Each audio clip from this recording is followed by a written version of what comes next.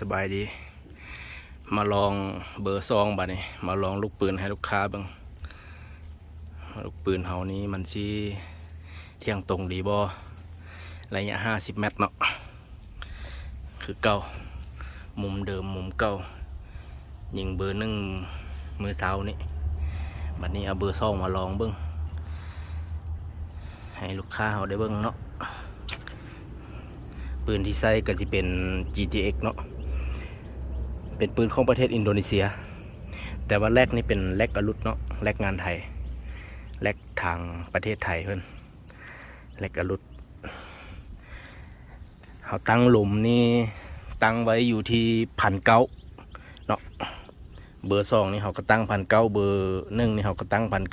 1,900ความไวลูกซีแลนอยู่ที่920ตัวนี้นะความไวจีสูงหน่อยนึงเพราะว่าเอาไว้เข้าป่าบอกนี่เป็นลำท้องเนาะตัวนี้เป็นลำท้องบ่เป็นลำ FX ลำ FX แท้กลุ่มงามแท้ตัวนั้นยันว่าใส่ลำคักมันก็กลุ่มงามเสียนะบัดนี้เขาจะเอาลำทองลำธรรมดาเลยมาใส่เพื่อว่าลองลูกปืนเนาะว่ามันจะคักมันจะเข้ากลุ่มดีบ่เอาไปเบิ่งตอนยิงเลยเนาะ